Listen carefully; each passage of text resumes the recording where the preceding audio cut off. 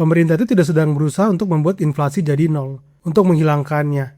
Melainkan bersama bank sentral, itu dalam tanda kutip sengaja ditargetkan, selama pada level yang terkontrol yang moderat. Jadi kalau kita lihat di sini, tiap tahun atau setiap tahun itu ada inflasi, di atas nol positif.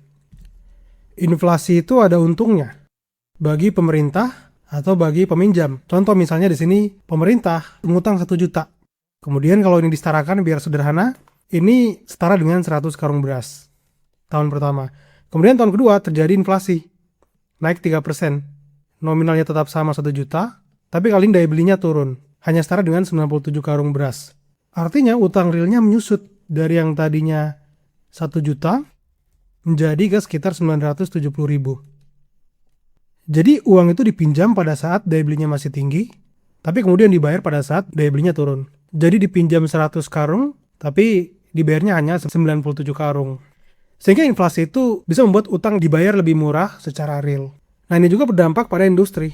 Jadi inflasi itu dapat menjadi mekanisme penyesuaian untuk mengurangi biaya gaji real. Contoh perusahaan bayar gaji karyawan tahun ini per bulan 5 juta. Kita sederhanakan, ini setara dengan 100 karung beras. Kemudian terjadi inflasi 3%. Daya belinya setara dengan 97 karung beras. Artinya tanpa menurunkan gaji nominalnya, sebenarnya secara implisit nilainya sudah turun dari sekitar 5 juta menjadi ke sekitar 4,85 juta.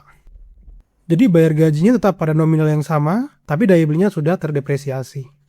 Sementara itu juga, sudah inflasi, kemudian harga juga sudah naik, tapi gajinya masih 0% karena timing masih belakangan baru gajinya naik. Sehingga margin perusahaan itu terlihat lebih baik. Jadi mereka tidak buru-buru kemudian melakukan PHK. Nah kalau kita tahu di masa depan harga akan naik, maka kita akan cenderung terdorong untuk melakukan transaksi sekarang.